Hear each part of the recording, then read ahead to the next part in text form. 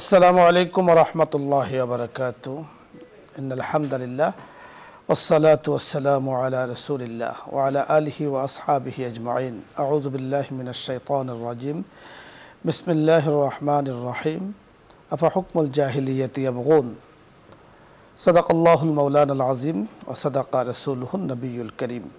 সুপ্রিয় দর্শক মণ্ডলী, কাছে দূরে, দেশে এবং দেশের বাহিরে যে অবস্থান থেকে চোখ রেখেছেন আপনাদের প্রিয় অনুষ্ঠান নিউজ 24-এর পর্দায় ইসলাম আমরাকে দেখার জন্য সকলকে উক্ত অনুষ্ঠান ও চ্যানেলের পক্ষ থেকে আন্তরিক ধন্যবাদ, মোবারকবাদ জানাচ্ছি এবং আজকের এই সুন্দর আয়োজনে আমন্ত্রণ জানাচ্ছি। আল্লাহ রাব্বি করিম রাসূল আকরাম সাল্লাল্লাহু আলাইহি ওয়াসাল্লামকে জগতের বুকে পাঠানোর আগে যে যুগ ছিল, এই যুগকে বলা হয় আইয়ামে জাহিলিয়াতের যুগ।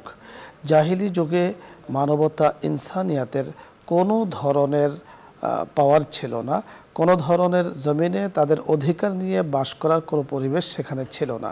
লুণ্ঠিত হচ্ছিল তাদের সম্মান, লুণ্ঠিত হচ্ছিল তাদের মান মর্যাদা, নির্যাতিত নিপীড়িত হচ্ছিল মানবতা, ইনসানিয়াত।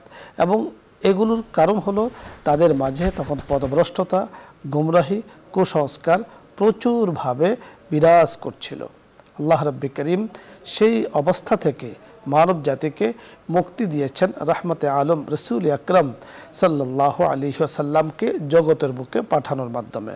রাহমতে আলম রসুল আকরাম সাল্লাল্লাহু আলাইহি ওয়াসাল্লাম জগতের বুকে এসে সর্বপ্রথম যে ঘোষণা দিয়েছেন যে আজ থেকে এই জমিনে, আল্লাহর জমিনে, আল্লাহর মখলুক, বিশেষ করে আশরাফুল মখলুকাত, তারা তাদের অধিকার নিয়ে বসবাস করবে, সসম্মানে বসবাস করবে। সম্মান রয়েছে নারীর, সম্মান রয়েছে পুরুষের, প্রত্যেকের সম্মান নিয়ে বেঁচে থাকার অধিকার তাদের আছে। কেউ তাদের সম্মান খর্ব করতে পারবে না। সুবহানাল্লাহ। রাসূল আকরাম সাল্লাল্লাহু আলাইহি ওয়াসাল্লাম হিলফুল ফুজুল সংগঠন করেছিলেন মানবতার অধিকার তাদের কাছে যথাযথভাবে পৌঁছানোর জন্য। তাই আইয়ামে জাহিলি যুগে যে কুসংস্কারগুলো ছিল, রাসূল আকরাম সাল্লাল্লাহু আলাইহি ওয়াসাল্লামের মাধ্যমে সেগুলো দূর হয়েছে। সেই কুসংস্কারগুলো কী ছিল, তার থেকে বর্তমান জমানায় বাঁচার উপায় কী, আজকে আমরা এই বিষয়ে নিয়ে কথা বলবো। কথা বলার জন্য যিনি আমাদের সাথে এই সময় যোগ দিয়েছেন, বিশিষ্ট ইসলামী চিন্তাবিদ, মিডিয়া আলোচক, অত্যন্ত চমৎকার, সুগোছালো, সুস্পষ্ট ভাষায় কথা বলে থাকেন শেখ মুফতি গোলাম রব্বানী, শিক্ষা বিষয়ক পরিচালক, ইমদাদুল উলুম মাদ্রাসা, ভাটারা, ঢাকা। সাথে আছে আমজাদ হোসেন হেলালি। আসসালামু আলাইকুম। আসসালামু রাহমাতুল্লাহ। জি মুফতি সাহেব, কেমন আছেন আপনি? জি আলহামদুলিল্লাহ, ভালো আছি। আলহামদুলিল্লাহ, আল্লাহ তাআলা খুব ভালো রেখেছেন। আমাদের বর্তমান জামানাতেও কিছু কিছু জায়গাতে কিছু কিছু মানুষের মাধ্যমে, মানুষের কাছে, আচরণে জাহেলি যুগের কুসংস্কারের কথা কিন্তু আমাদেরকে মনে করিয়ে দেয়। জাহেলি যুগের কুসংস্কার জমিনবাসীর জন্য আপনি জানেন, এবং বিশেষ করে মখলুকাত, আশরাফুল মখলুকাতের জন্য এত ভয়াবহ ছিল যে সেখানে মানুষের অধিকার নিয়ে কথা বলার মতো আসলে কি ছিল না, কোনো পরিবেশ ছিল না। রাসূল সাল্লাল্লাহু আলাইহি সাল্লাম সেই অবস্থা থেকে জমিনবাসীকে, আশরাফুল মখলুকাতকে কিন্তু উত্তরণ করেছেন। এবং রাসূলের সোহবত থেকে, রাসূলের জমানা থেকে যত কাল বিলম্ব হচ্ছে, যত দূরে সরছে, তখনই কেমন যেন সেই জাহিলি যুগের সেই কুপ্রথাগুলো কিন্তু বিভিন্ন জায়গায় দেখা যায় বা শোনা যায়। তো আসলে এই কুপ্রথাগুলো কি এবং তার থেকে বাঁচার উপায় কি, সংক্ষিপ্তভাবে আপনার কাছে আমরা জানবো। আলহামদুলিল্লাহ। নিউজ 24-এর ইসলাম ও আমরা অনুষ্ঠানের সঙ্গে যে যেখান থেকে সংযুক্ত হয়েছেন সকলকে ধন্যবাদ জানাই। অত্যন্ত গুরুত্বপূর্ণ একটি বিষয় আজকে আলোচনা এসেছে, যে বিষয়টা নিয়ে আলোচনা করলে দীর্ঘ সময়ের প্রয়োজন।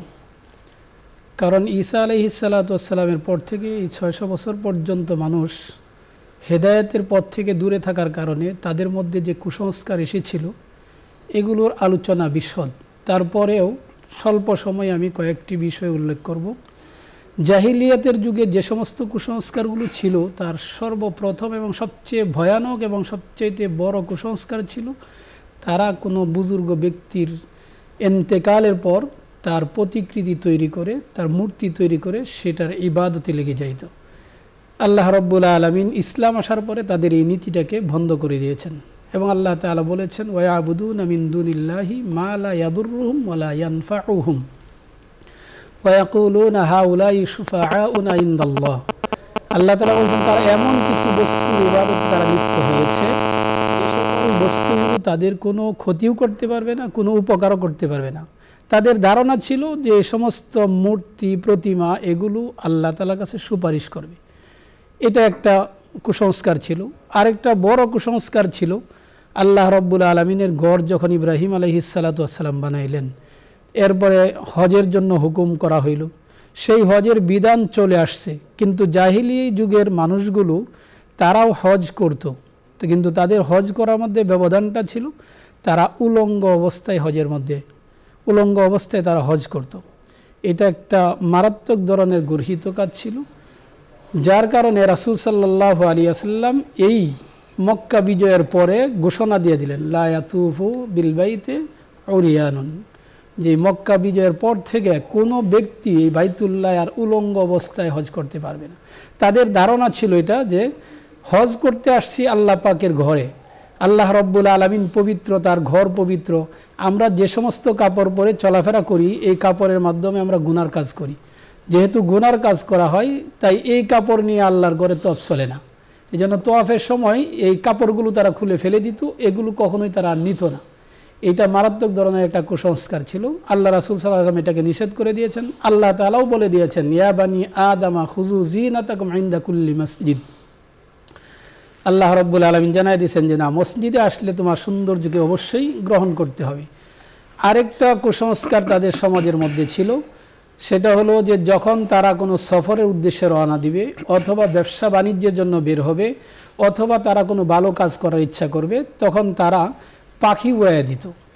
পাখি উড়ানোর পরে পাখিটা যদি ডান দিকে যায় তাহলে তারা ব্যবসার কাজে রওনা হইতো।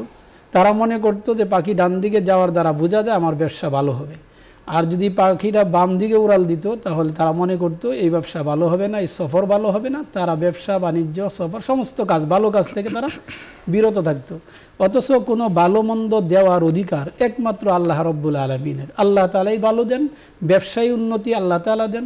এগুলোর কুসংস্কার কিন্তু আমাদের সমাজেও আছে। ব্যবসায়ীরা যখন দোকানপাট খুলে সকালবেলা তখন বাকি দেয় না, বলে যে আর এই সকালবেলায় যদি বাকি নেন তাহলে সারাদিন বেচা কেনা হবে না, বা সকালবেলা আমি ঘুম থেকে উঠে কার চেহারা দেখলাম, এগুলো জাহিলিয়াতের যুগে কুসংস্কার ছিল এগুলো। এছাড়াও তাদের আরেকটা কুসংস্কার ছিল যে যখন কোনো বাড়ির উপরে পেঁচা নামক একটা প্রাণী, এই প্রাণীটা যখন এসে তাদের বাড়ির উপরে বসবে কারো, তখন তারা ধারণা করতো যে এই বাড়ি থেকে কোনো না কোনো একজন লোক মারা যাবে, অথবা এখানে কাক আইসা বসছে এই জন্য কোনো একজন লোক এখানে মারা যাবে, অথবা এই বাড়িতে কোনো বিপদ অথবা কোনো মুসিবত আসবে, অথবা কোনো মহামারী রোগ এই বাড়িতে আসতে পারে। এটা তাদের ভিতরে একটা ধারণা ছিল। এই কুসংস্কারগুলোর মধ্যে আরেকটা কুসংস্কার তাদের ছিল যে তারা সকল ক্ষেত্রে পশু পাখি, যেমন ব্যবসা বাণিজ্যের ক্ষেত্রে পশু পাখি উড়ানো, ঠিক তেমনিভাবে পশু পাখির বাসার মধ্যে তারা ডিল মারত। ডিল মারার পরে বাসা থেকে পাখিরা যদি উড়াল দিয়ে ডান দিকে যায় তাহলে তারা ব্যবসার কাজে বের হইতো, বাম দিকে যায় তাহলে তারা ব্যবসার কাজে বের হইতো না। এটা তাদের কুসংস্কারের মধ্যে একটা। আরেকটা কুসংস্কার ছিল যে আরবি মাস যে 12টা আছে তার মধ্যে সফর মাস। এই সফর মাসের মধ্যে তারা মনে করতো সফর মাস হইল বিপদ আপদের মাস, এই মাসের মধ্যে মানুষের উপর বিপদ আপদ আসে, তাই এই মাসটাকে তারা মহরম মাসের সাথে উলট পালট করে তারা তাদের মন চাহি মতো জীবনযাপন করত। তারা বলতো যে যেহেতু সফর মাসে কোনো কিছু করা যাবে না, এই মাসে বিপদ আপদ আসে, তাই সফর মাসকে মহরম নাম দিয়ে দিত, দিয়া মহরমকে সফর নাম রেখা তারা এইভাবে কাজ করে কুসংস্কারগুলো সমাজের মধ্যে প্রচার প্রসার ঘটিয়েছিল। আল্লাহ রাসূল সাল্লাল্লাহু আলাইহি ওয়াসাল্লাম যখন পৃথিবীতে আসলেন, উনি বলে দিলেন লা আদওয়া ওয়ালা তিয়ারাতা ওয়ালা হামা ওয়ালা সাফারা, যে এই পশু পাখির মধ্যে অশুভ লক্ষণ বলতে কিছু নাই, এমনিভাবে সফর মাসের মধ্যে অশুভ লক্ষণ বলতে কিছু নাই। আরেকটা কুসংস্কার ছিল যে তারা এই চন্দ্র বা নক্ষত্র দেখে তারা বৃষ্টি আন্দাজ করত। কোনো নক্ষত্র উদয় হওয়া অথবা কোনো নক্ষত্র অস্ত যাওয়াটাকে তারা বৃষ্টির কারণ মনে করত। আপনি যথার্থ বলেছেন। আরো অনেকগুলো কুসংস্কারের কথা আছে যেগুলো আলোচনা করলে আসলে অনেক সময়ের দরকার, তবে যথার্থ আপনি আলোচনা করেছেন। দর্শক মণ্ডলী, লা আদওয়া ওয়ালা তিয়ারাতা ওয়ালা সাফারা ফিল ইসলাম ওয়ালা হাম ফিল ইসলাম, অর্থাৎ ইসলামের মধ্যে কোনো ধরনের কুসংস্কারের কোনো স্থান নেই। ইসলাম সুন্দর, সহজ, সরল বিধান আমাদের জন্য প্রয়োগ করে থাকে এবং করেছে। আর যিনি ইসলামের মেজাজ বুঝতে পেরেছেন, শরিয়তে ইসলামের সঠিক বিষয়টি জানেন, উনি কিন্তু বুঝেন যে ইসলামের মধ্যে কোনো ধরনের কুসংস্কারের কোনো স্থান নেই। যে কথাগুলো আমাদের মুফতি সাহেব বলছিলেন যে এগুলো মানুষের জীবনকে অতিষ্ঠ করে তোলে, মানুষের সুন্দর জীবনকে, সহজ সরল জীবনকে, স্বাধীনভাবে চলার জীবনকে অসুন্দর করে তোলে। ইসলাম কিন্তু সব সময় সার্বজনীনতার কথা বলে, মানুষের কথা বলে, মানুষের অধিকারের কথা বলে। আল্লাহ রাব্বুল কারীম আমাদেরকে সব ধরনের কুসংস্কার থেকে বাঁচার তৌফিক দান করেন। দেখুন, এই সব ধরনের কুসংস্কার থেকে বাঁচার জন্য এবং ইসলামের সঠিক দিক নির্দেশনা অনুযায়ী চলার জন্য কিন্তু আমাদের এই সুন্দর আয়োজন, যেটা প্রতিনিয়ত আপনারা দেখতে পাচ্ছেন। আলহামদুলিল্লাহ আমরা এখানে আলোচনা করে থাকি। আজকে ইনশাআল্লাহ তার ব্যতিক্রম নয়। আল্লাহ রাব্বুল কারীম ইসলামের পূর্ব জমানায় যে কুসংস্কার ছিল, সব ধরনের কুসংস্কার থেকে আমাদের সকলকে, তামাম জাহানের মুসলিম ভাইকে হেফাজত করুন। আলোচ্য বিষয় নিয়ে আপনাদের যদি কোনো কিছু জানার অথবা বোঝার থাকে অথবা কোনো প্রশ্ন থাকে, ইসলামের যে কোনো মাসলা মাসাইল নিয়ে আপনি চাইলে প্রশ্ন করতে পারেন। আমরা চেষ্টা করব আমাদের সাধ্য অনুযায়ী কথা বলার জন্য। প্রথমে জেনে আছেন, আসসালামু আলাইকুম ওয়া রাহমাতুল্লাহি ওয়া বারাকাতুহু। দর্শক নাম বলে পরিচয় দিয়ে টিভির ভলিউম কমিয়ে প্রশ্ন করুন।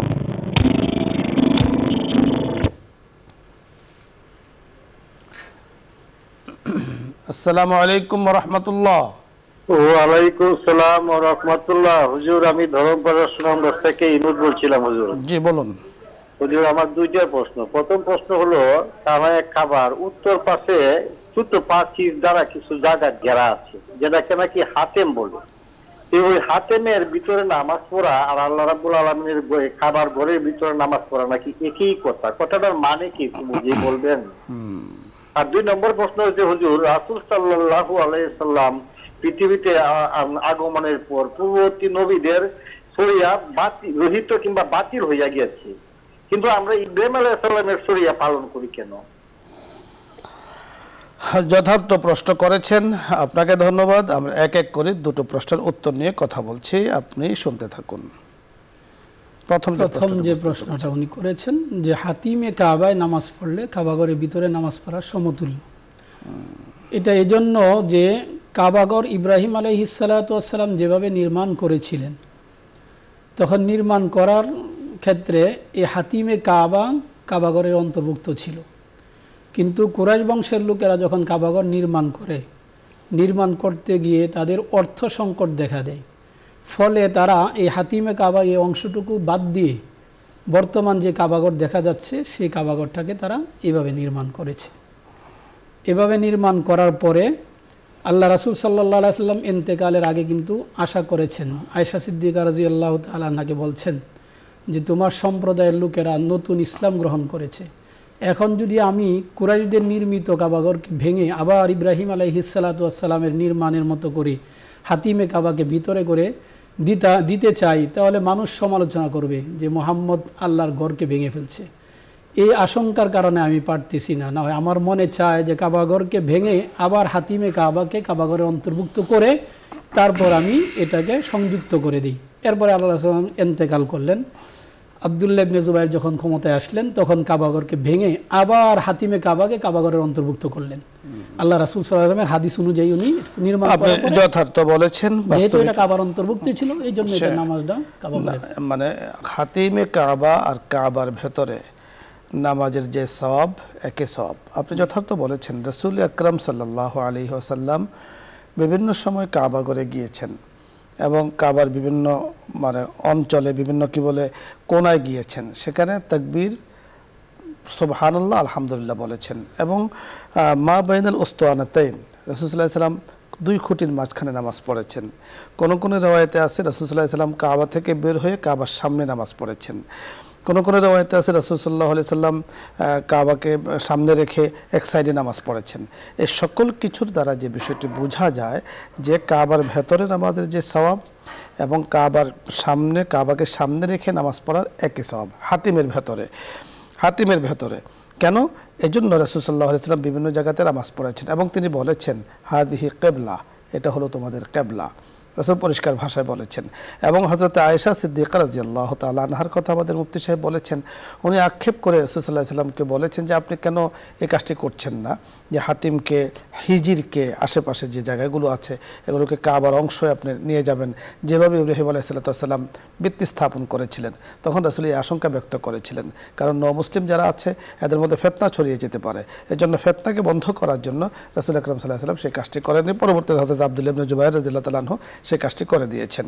যাই হোক, হাতিমে কাবা এবং কাবার ভিতরে নামাজের সওয়াবের মধ্যে কিন্তু কোনো বেশ কম নেই, সমান সওয়াব। এজন্যই সেখানে নামাজ পড়া হয়। এজন্য দেয়াল দিয়ে ঘেরাও করে রাখা হয়েছে এবং দেয়ালটা খুব উঁচু করা হয়নি, ঘেরাও দিয়ে রাখা হয়েছে যাতে মানুষ সেখানে সহজে নামাজ পড়তে পারে। আর একটি প্রশ্ন আপনি করেছেন যে আমরা সাহিফা ইব্রাহিমের আমরা অনুসরণ করি, অন্যান্য নবীর সাহিবার কেন আমরা অনুসরণ করি না? আসলে এটা শরীয়ত যখন ইসলাম আসছে, অন্য সমস্ত নবীদের সহিফা নয়, অন্যান্য নবীদের কিতাব, তাওরাত, ইনজিল, জাবুর, আরও অন্যান্য যত কিতাব আছে সেগুলো অনুসরণ করার ক্ষেত্রে আল্লাহ রাসূল সাল্লাল্লাহু আলাইহি ওয়াসাল্লাম যেটার ব্যাপারে আল্লাহর পক্ষ থেকে নির্দেশ পেয়েছেন যে এই হুকুম পালন করতে হবে, তাওরাতের বিপরীত যেটা সেটা এই হুকুম হয়ে গেছে। আর যেটা তাওরাতে আছে আল্লাহ রাসূল পালন করেছেন, আল্লাহর পক্ষ থেকে নিষেধ করে নাই, এ ধরনের হুকুমগুলোর ক্ষেত্রে শুধু সহিফা নয়, অন্যান্য কিতাবের হুকুমও আল্লাহ রাসূল সাল্লাল্লাহু আলাইহি ওয়াসাল্লাম মেনে চলেছেন। যেমন আশারুম মিন খিসালিল আম্বিয়া, সমস্ত নবীদের সুন্নতের একটা বর্ণনা আসছে, সমস্ত নবীদের তরিকার মধ্যে আসছে, যেমন দাড়ি রাখা, এটা তো অন্যান্য শরীয়তেও ছিল, সেখান থেকে কিন্তু এখানে আসছে। আরও অন্যান্য যে সমস্ত কাজগুলো আছে, এটা শুধু ইব্রাহিম আলাইহিস সালাতু ওয়াস সালাম নয়, অন্যান্য সহিফাগুলোর ক্ষেত্রেও যদি শরীয়তে ইসলামের বিরোধী না হয় সেই ক্ষেত্রে কিন্তু আমরা পবিত্র কোরআনে পরিষ্কার ভাষায় সেটাকে আল্লাহ তাআলা জানিয়েও দিয়েছেন, মুসাদ্দিকাল লিমা বাইনা ইয়াদাইক, অর্থাৎ আমাদের অতীতে যত কিতাব গত হয়েছে, সাহিফা হোক অথবা কিতাব হোক, আল্লাহ পাক যেগুলো নাজিল করেছেন সেগুলো ইসলাম ধর্মের সাথে সমর্থিত, সেগুলোকে কোরআন সাপোর্ট করেছে এবং সেগুলোকে আমাদের ধর্মের অন্তর্ভুক্ত করা হয়েছে। আর যেগুলো মুখালেফ সেগুলোকে বাদ দেওয়া হয়েছে এবং এই কথাটি কিন্তু আম রাখা হয়েছে। হযরত ইব্রাহিম আলাইহিস সালাতু ওয়াস সালামের অরুর জাতি কিন্তু রাসূল আকরাম সাল্লাল্লাহু আলাইহি ওয়াসাল্লাম, এবং রাসূল আকরাম সাল্লাল্লাহু আলাইহি ওয়াসাল্লাম নিজে বলেছেন মিল্লাত আবিকুম ইব্রাহিম আলাইহিস সালাতু ওয়াস সালাম। ইব্রাহিম আলাইহিস সালাতু ওয়াস সালাম তিনি মুসলিম জাতির পিতা ছিলেন, এর মধ্যে কিন্তু কোনো সন্দেহ নেই।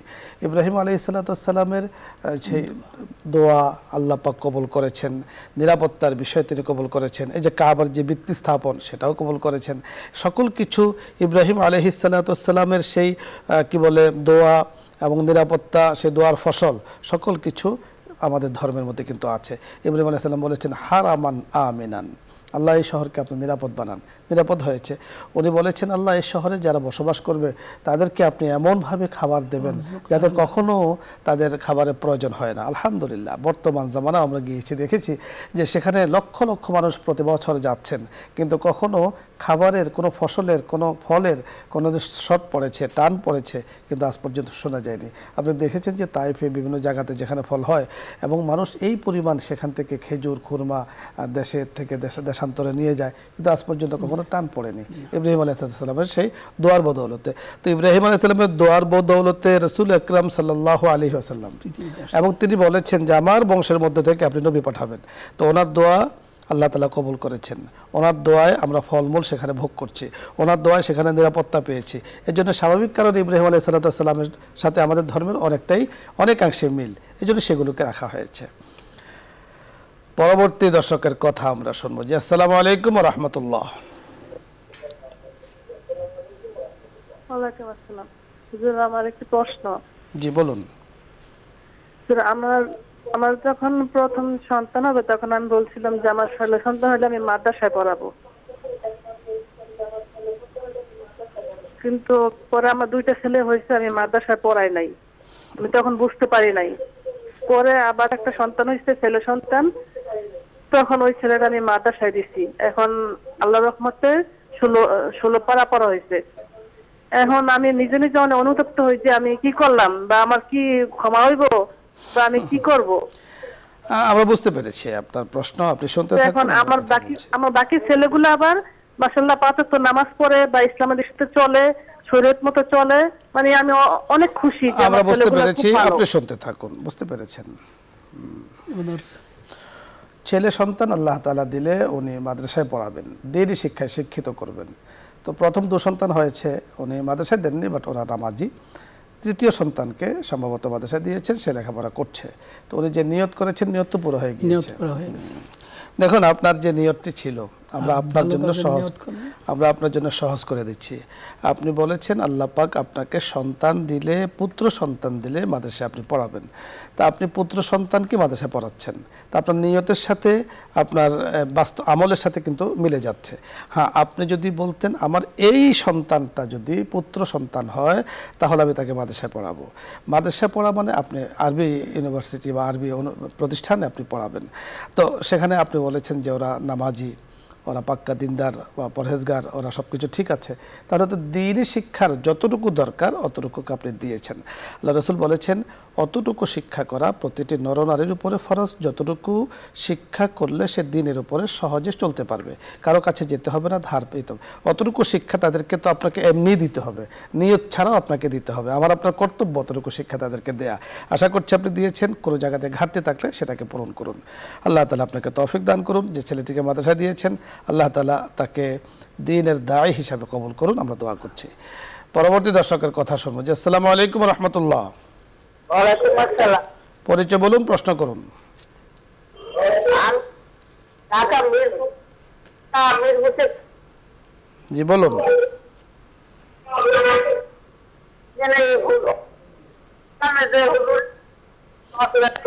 আপনার কথাগুলো বোঝা যাচ্ছে না, আপনি আরেকবার চেষ্টা করুন। পরে দর্শক, আসসালামু আলাইকুম। ওয়ালাইকুম আসসালাম রাহমাতুল্লাহি ওয়া বারাকাতুহু। জি, পরিচয় বলুন, প্রশ্ন করুন। আমি ফরিদপুর থেকে সিদ্দিকুর রহমান বলছিলাম। জি, টিভির ভলিউম কমিয়ে কথা বলুন। আমি কয়েক জায়গায় দেখেছি যে সূরা বাকারার শেষ দুই আয়াত এশার নামাজের পরে পড়লে এটা তাহাজ্জুদ নামাজের স্থলাভিষিক্ত হয়। স্থলাভিষিক্ত অর্থটা আমি কিছুই বুঝতে পারতেছি না। এই এক। নাম্বার দুই হলো, আমি বিভিন্ন জায়গায় দেখেছি সূরা আল ইমরানের কুলিল্লাহুমা মালিকাল মুলকে এইটা আয়াতগুলো পড়লে তার অভাব থাকে না, বিপদ আপদ থাকে না। আরো জায়গায় দেখেছি সূরা তওবা শেষ দুই আয়াত পড়লে তার হায়াত বাড়ে, তার রিজিক বাড়ে, তার শরীর দুর্বল থাকলে সবল হয়ে যায় ইত্যাদি। এটা কতটুকু হাদিস সম্মত? ধন্যবাদ সিদ্দিকুর রহমান সাহেব, আপনাকে ফরিদপুর থেকে আপনি জানতে চেয়েছেন। প্রথম প্রশ্নটি বুঝতে পেরেছেন হলো যে সূরা বাকারার ব্যাপারে। তো সূরা বাকারা শুধু দুই আয়াত নয়, পুরা সূরা বাকারার ক্ষেত্রে হাদিসের মধ্যে আসছে সূরা বাকারা যদি কোনো ঘরের মধ্যে তেলাওয়াত করা হয় তাহলে ওই ঘর থেকে শয়তান পালিয়ে যায়, দুষ্ট জিনরা এই ঘর থেকে পালিয়ে যায় যে ঘরের মধ্যে সূরা বাকারার তিলাওয়াত হয়।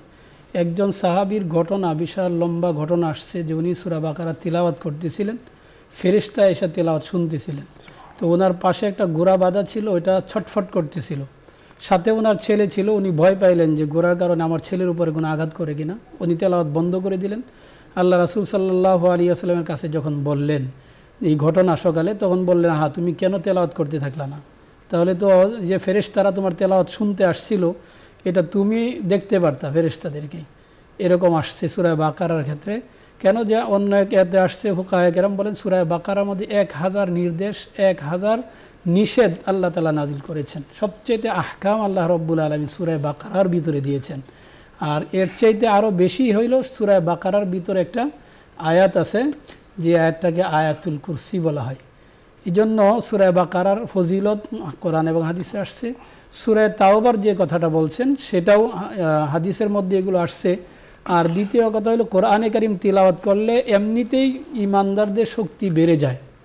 আল্লাহ তাআলা তো নির্দেশ দিয়েছেন যাক্কির ফাইন্না যিকরা তানফাউল মুমিন, যে মুমিনদেরকে জানিয়ে দাও, তাদেরকে স্মরণ করিয়ে দাও। ওই যে রূহের জগতে আমরা যে স্বীকৃতি দিয়েছিলাম, আল্লাহ পাক যখন জিজ্ঞেস করেছিলেন আলাস্তু বিরব্বিকুম, আমি কি তোমাদের রব নয়, তখন আমরা বলেছিলাম যে হ্যাঁ আপনি আমাদের রব। সেই রূহের জগৎ থেকে যখন আমরা পৃথিবীতে আসছি অনেক কিছুই আমরা ভুলে গেছি।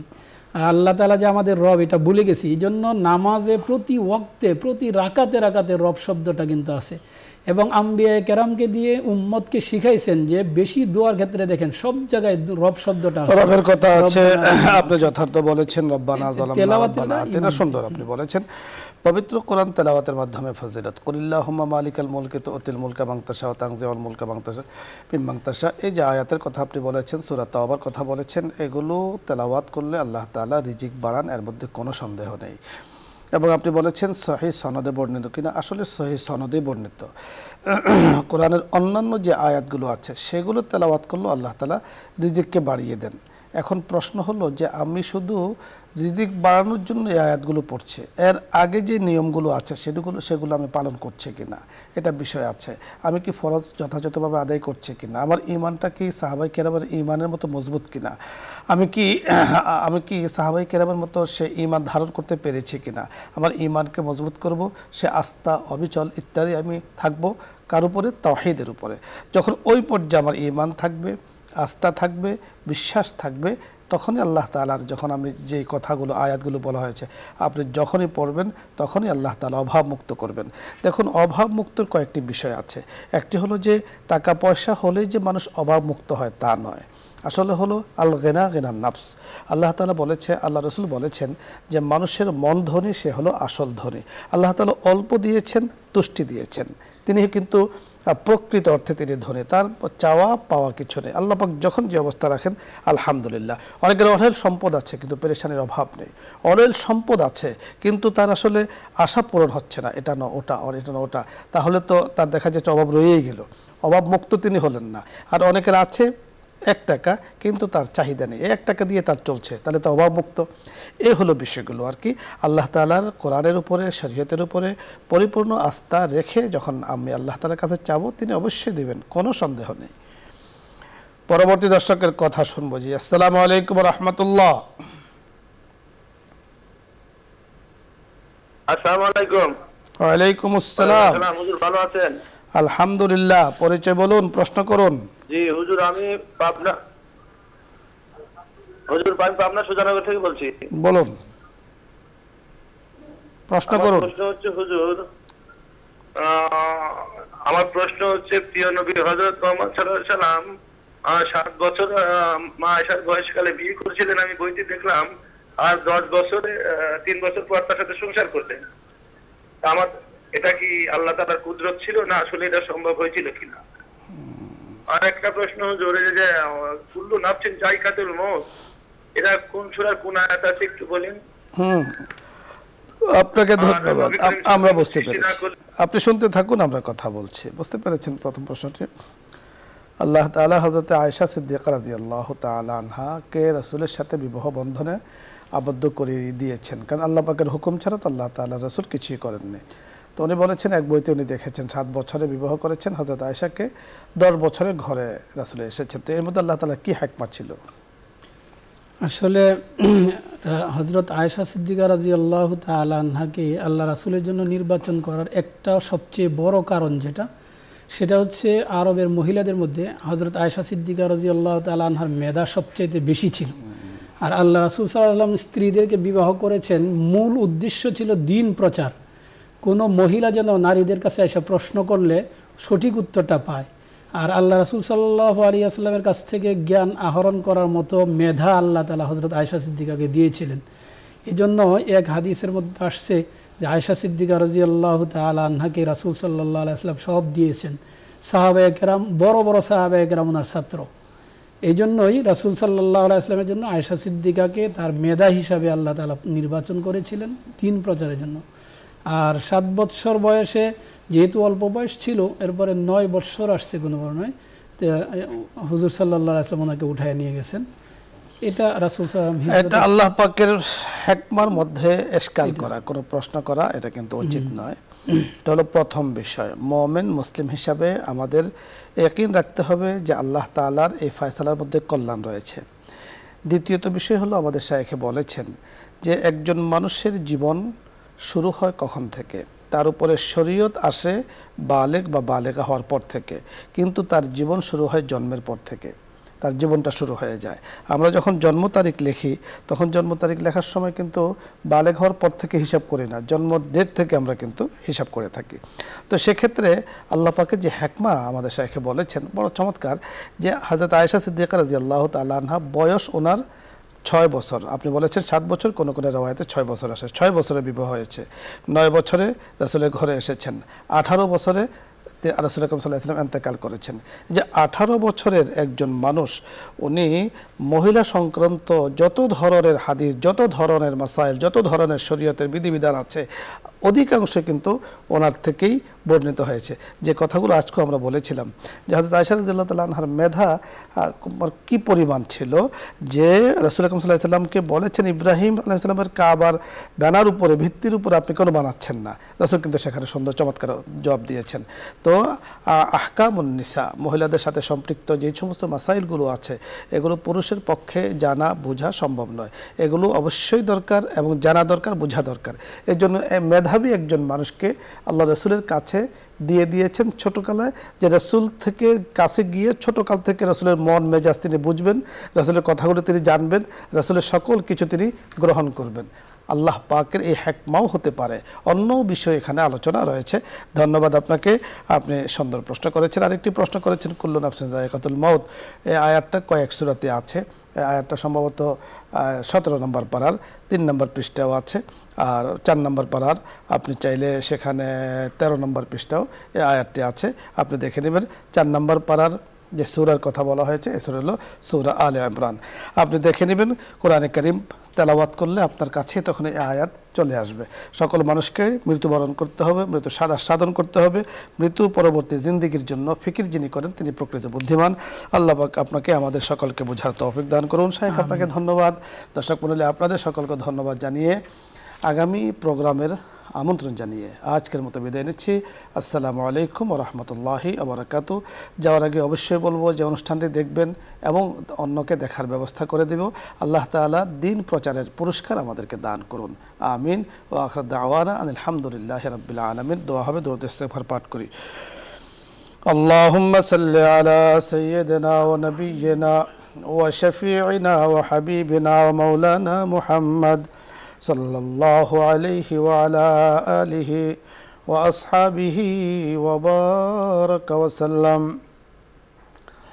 আস্তাগফিরুল্লাহ রাব্বি মিন কুল্লি যামবিন ওয়া আতুবু ইলাইহি লা হাওলা ওয়া লা কুওয়াতা ইল্লা বিল্লাহিল আলিয়্যিল আযীম। আলহামদুলিল্লাহি রাব্বিল আলামিন। الحمد لمن قدر خيرا وخبالا والشكر لمن صور حسنا وجمالا. ربنا ظلمنا أنفسنا وإن لم تغفر لنا وترحمنا لنكونن من الخاسرين. رب ارحمهما كما ربياني صغيرا.